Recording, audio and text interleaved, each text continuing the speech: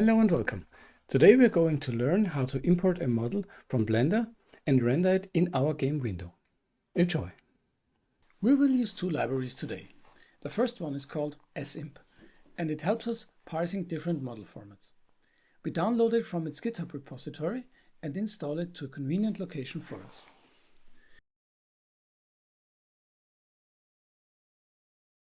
The second library is GLM, a math library including vector and matrix calculations. We also download it from GitHub and unpack it at a convenient location. The compiler needs to know where to find these libraries. Therefore, we copy the respective lib and include directory paths and paste them into our tasks.json compiler definition file.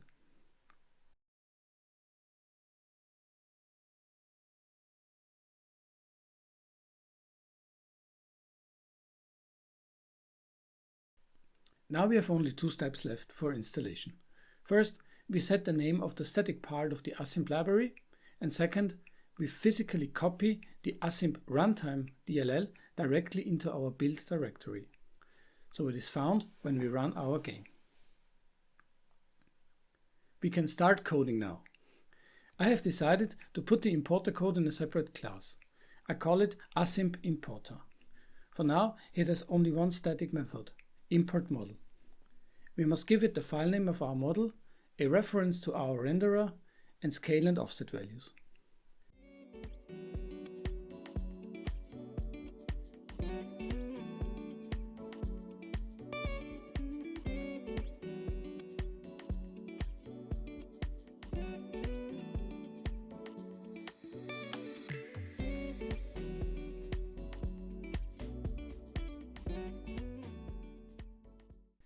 The scale is a GLM vector 3, and we see that the GLM header is not recognized here. The reason for this is some missing entries in the VS Code CPP extension. We can set our include paths there, and now the headers are found. The return value of our function contains mesh data. This is a new struct, and we define it next. This mesh data will hold the actual model data like its name, vertex positions, and indices.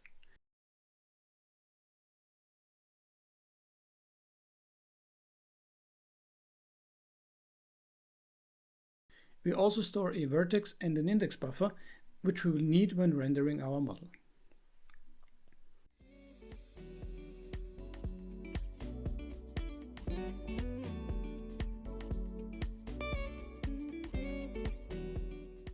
Now we can implement our import model function.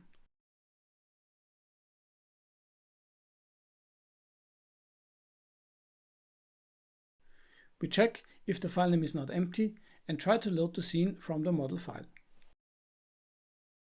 For this, we create an Assimp importer instance and call loadFile.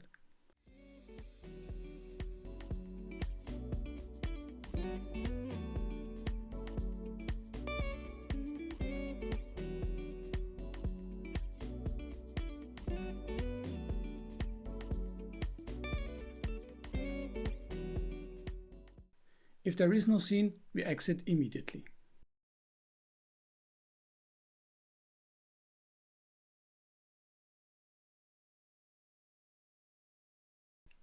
Next, we go through all the meshes in the scene, as a Blender scene may contain more than one mesh.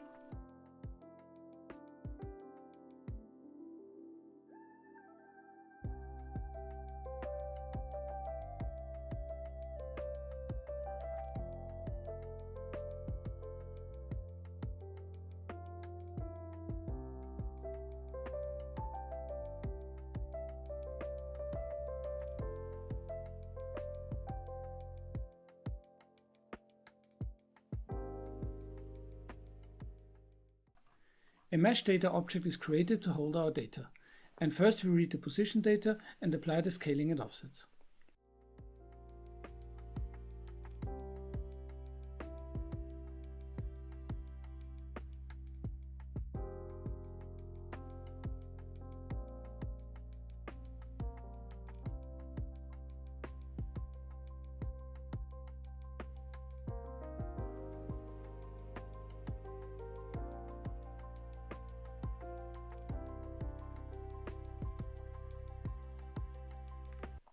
Next is the index data, and we also put this into our mesh data object.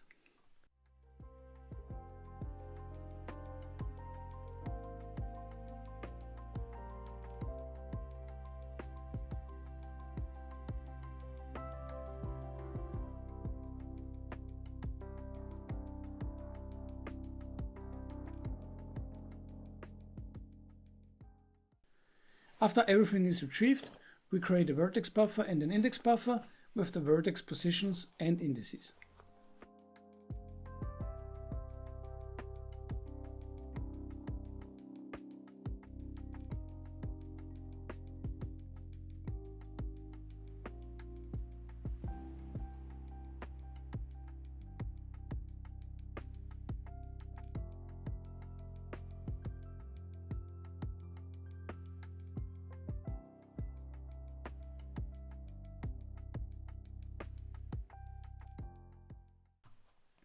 The function for create index buffer is not yet existing, so we create it.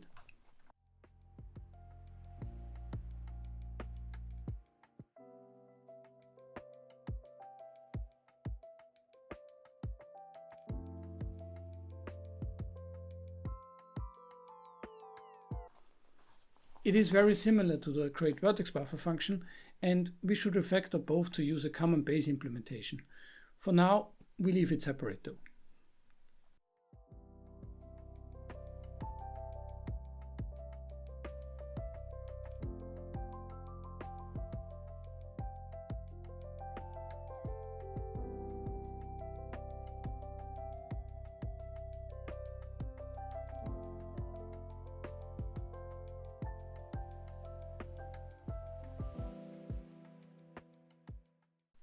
And this is already the end of our import function. With the help of the Assimp library, we can easily pull out the respective position and index data of our model.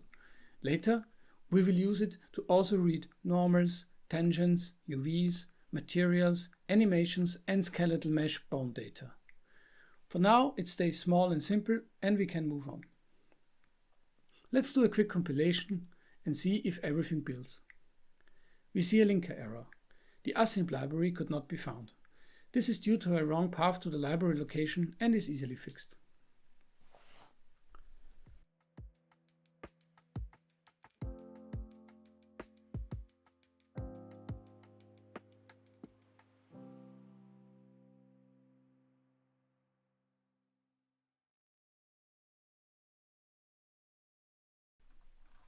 Before we can use our new importer, we will need some more functions in our renderer. As you have seen, we have retrieved indices from our model. Indices allow for more efficient rendering, as vertices can be reused in multiple triangles. Especially in bigger models with thousands or tens of thousands of triangles, this makes a difference in performance. Therefore, we create a function drawTrianglesIndexed. It needs the number of indices and an optional offset.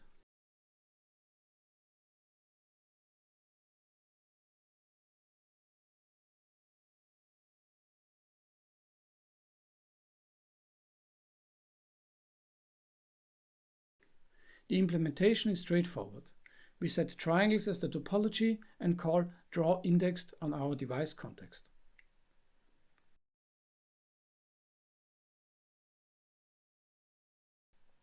We also must be able to bind our index buffer, so this function is created next. Quite simple as well, we just call setIndexBuffer on our device context.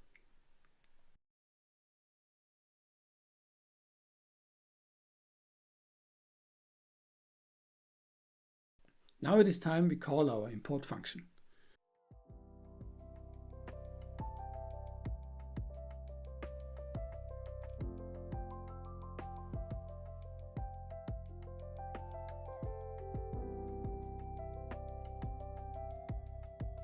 But wait, we don't have a model yet. Let's open Blender and I will export the model I downloaded from Mixamo. We will export to the GLTF format into a new Assets folder. All the export settings can be left as is.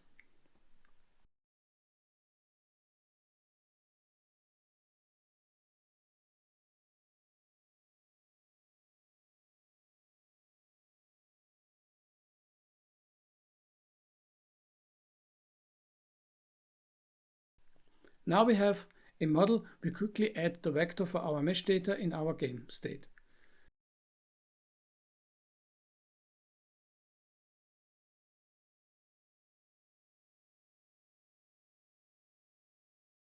Next, we enter the file path to our model and pass our renderer.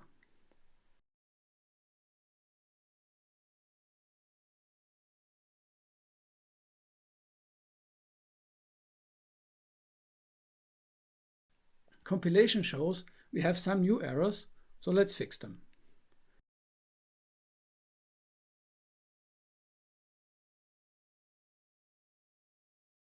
The mesh data header seemed to be missing, but also the forward declaration in our game struct.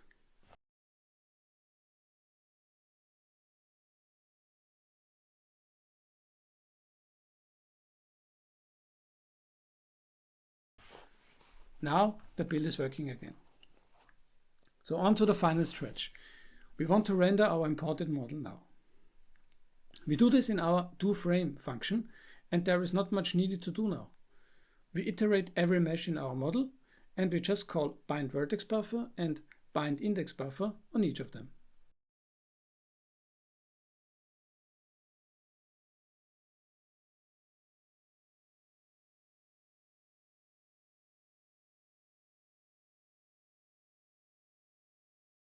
Finally, the call to our draw triangles index function. This actually renders the mesh into the back buffer.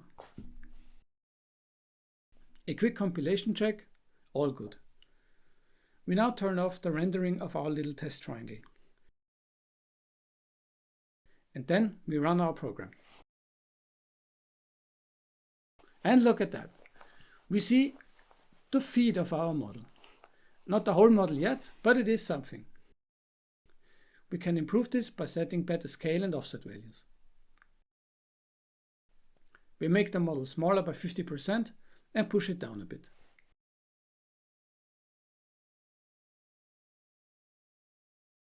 And there we go, our model in all its glory. Let's do some final tweaks.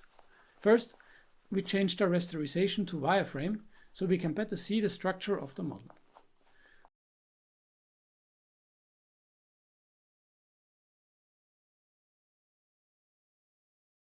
Already looking more interesting.